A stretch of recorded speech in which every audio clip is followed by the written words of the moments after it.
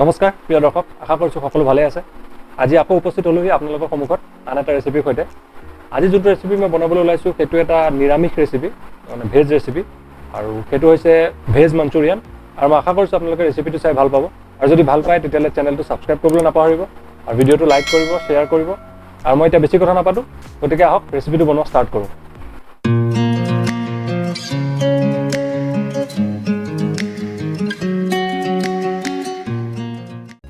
ৰেচিপিটোৰ বাবে এতিয়া প্ৰথমতে ভেজিটেবল বলছখিনি আমি বনাই ল'ব লাগিব, আৰু তাৰ বাবে মই ইয়াত লৈ লৈছোঁ দুটা ডাঙৰ পিঁয়াজ সৰু সৰুকৈ কাটি লৈছোঁ, আৰু ইয়াত 10ৰ পৰা 12ডাল বিনছ আৰু লগতে দুটা গাজৰ ভেজিটেবল চপাৰত মই সৰু সৰুকৈ চপ কৰি লৈছোঁ। আৰু ইয়াতে মই লৈ লৈছোঁ এটা বন্ধাকবিৰ আধা ফাল, সেইখিনিও মই সৰু সৰুকৈ কাটি ল'লোঁ, আৰু লগতে 1 চামুচ আদা নহৰু লৈ লৈছোঁ সৰু সৰুকৈ কাটি। এতিয়া মই গোটেইখিনি এই বাউলটোত মিক্স কৰিম। আৰু এতিয়া মই ইয়াত দি দিছোঁ 6 চামুচ কৰ্ণ ফ্ল'ৰ, আৰু লগতে 3 চামুচ ময়দা। তাৰপিছত ইয়াত দিব লাগিব প্ৰয়োজন হিচাপত নিমখ, আৰু আধা চামুচ জালুকৰ গুড়ি, আধা চামুচ গৰম মছলা, আৰু আধা চামুচ লাল মিৰ্চ পাউডাৰ। এতিয়া মই গোটেইখিনি ভালকৈ মিক্স কৰি ল'ম হাতেৰে, আৰু ইয়াত কোনো পানী দিয়াৰ দৰকাৰ নাই, এইটো নিজে নিজে মিক্স হৈ যাব। চাওক, ঠিক এইদৰে মিক্স হৈ যাব। আৰু ইয়াত আপুনি প্ৰয়োজন হিচাপে কৰ্ণফ্ল'ৰ আৰু ময়দা অলপ কমাব বঢ়াব পাৰে যদি মিক্সাৰখিনি ভালকৈ মিক্স নহয়। এতিয়া মই মঞ্চুৰিয়ান বলছখিনি বনাবলৈ ষ্টাৰ্ট কৰিম, আৰু তাৰ বাবে অলপ তেল লৈ লৈছোঁ যাতে বলছখিনি বনাওঁতে মিক্সাৰখিনি হাতত লাগি নাযায়। আৰু ঠিক এইদৰে মই বলছ বনোৱা ষ্টাৰ্ট কৰিম।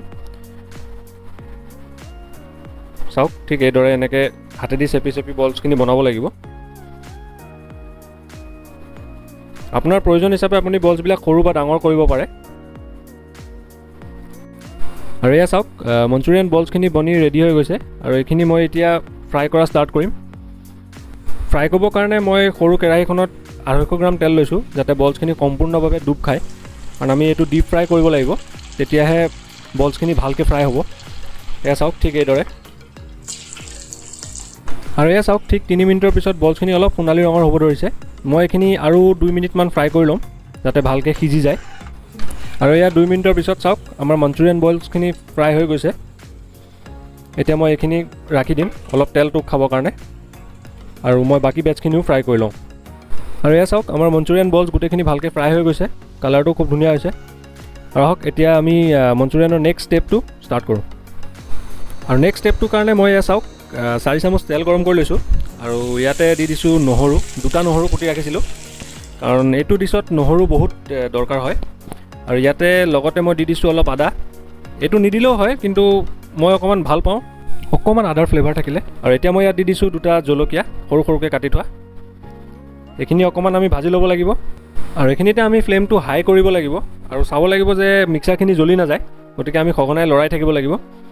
এতিয়া মই ইয়াত দি দিম অলপ কেপচিকাম, এটা কেপচিকাম মই কাটি ৰাখিছিলোঁ ঠিক এইদৰে, আৰু লগতে দি দিম এটা পিঁয়াজ অলপ ডাঙৰ ডাঙৰকৈ কাটি ৰাখিছিলোঁ ঠিক এইদৰে, আপোনালোকে চাই লওক, যিটো আমি চিলি চিকেন বনাওঁতে যেনেকৈ আমি বনাওঁ ঠিক সেইদৰে। আৰু এইখিনি আমি এতিয়া আকৌ অলপ ফ্ৰাই কৰি ল'ম 10ৰ পৰা 20 ছেকেণ্ড। এতিয়া মই ইয়াত দি দিছোঁ 3 চামুচ ডাৰ্ক চয়া চচ। আপোনালোকৰ ওচৰত যদি ডাৰ্ক চয়া চচটো নাই বা লাইটটো যদি ইউজ কৰে তেতিয়াহ'লে 4 চামুচ দিব। আৰু লগতে মই দি দিছোঁ অলপ টমেট' কেচাপ। মই ইয়াতে হট এণ্ড চুইট চচটো ইউজ কৰিছোঁ, আপোনালোকে এইটো নিদিলে অলপ টমেট' চচ আৰু অলপ চিলি চচো দিব পাৰে।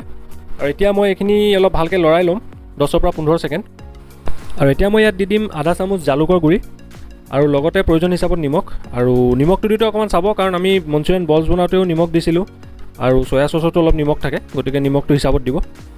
এতিয়া মই মঞ্চুৰিয়ান গ্ৰেভিৰ কাৰণে ইয়াত 3 কাপ পানী এড কৰিছোঁ, আৰু তাৰপিছত এইখিনি অকণমান বইল হ'বলৈ দিম। এয়া চাওক, এইখিনি বইল হ'ব ধৰিছে। মঞ্চুৰিয়ানৰ আচল টেক্সচাৰটো আনিবৰ কাৰণে আমি ইয়াত এড কৰিব লাগিব অলপ কৰ্ণফ্ল'ৰ স্লাৰি, আৰু সেইটো বনাবলৈ মই ইয়াত 4 চামুচ কৰ্ণফ্ল'ৰ আৰু 1 কাপ পানী লৈ লৈছিলোঁ, আৰু সেইখিনি আমি অলপ অলপকৈ ইয়াত এড কৰিম। আৰু আপোনালোকে দেখিব গ্ৰেভিটো কেনেকুৱা লাহে লাহে অলপ ডাঠ হ'বলৈ ধৰিছে, সেই ঠিক এনেকৈ অলপ অলপকৈ আমি এড কৰিম। আৰু এয়া চাওক, গ্ৰেভিখিনি এতিয়া খুব ধুনীয়া ডাঠ হৈ গৈছে। আৰু এতিয়া মই ইয়াত ভেজ বলছখিনি দি দিম, যোনখিনি আমি বনাই ৰাখিছিলোঁ, আৰু দিয়াৰ পিছত অলপ ধুনীয়াকৈ লৰাই দিব লাগিব। এয়া চাওক, ঠিক এইদৰে। এতিয়া মই এইখিনি আৰু 2 মিনিট জুইৰ ওপৰত ৰাখি দিম, জুইটো অলপ কমাই দি, যাতে যিখিনি মিক্সচাৰ আছে সেইখিনি মঞ্চুৰিয়ান বলছবিলাকৰ ভিতৰত অলপ সোমাই যায় আৰু বলছখিনি অলপ ফুলি উঠে যাতে। এয়া চাওক, আমাৰ মঞ্চুৰিয়ান অলমষ্ট ৰেডি হৈ গৈছে। এতিয়া মই ইয়াৰ ওপৰত অলপ ধনিয়া দি দিছোঁ আৰু এতিয়া মই এইখিনি ছাৰ্ভ কৰি দিম। প্ৰিয় দৰ্শক, আমাৰ ভেজ মঞ্চুৰিয়ান ৰেডি হৈ গৈছে। খুবেই চিম্পল ৰেচিপি, আপোনালোকে বনাবলৈ চেষ্টা কৰিব ঘৰত, আৰু বৰ কষ্টও নহয় আৰু খাবলৈও খুবেই সোৱাদ হয়। আৰু মই এটা বল ইয়াতে আপোনালোকক ভাঙি দেখুৱাই দিছোঁ। এয়া চাওক, খুব ধুনীয়াকৈ সিজিছে আৰু খাবলৈও ভাল হৈছে। মই এটা অলৰেডি টেষ্ট কৰিলোঁ। গতিকে আশা কৰিছোঁ আপোনালোকে ভিডিঅ'টো চাই ভাল পাইছে, আৰু যদি ভাল পাইছে তেতিয়াহ'লে চেনেলটো ছাবস্ক্ৰাইব কৰি দিব, ভিডিঅ'টো লাইক কৰিব, শ্বেয়াৰ কৰিব, আৰু মই আপোনালোকক পুনৰ লগ পাম আন এটি ৰেচিপিৰ সৈতে। আৰু ভিডিঅ'টো চোৱাৰ বাবে বহুত বহুত ধন্যবাদ।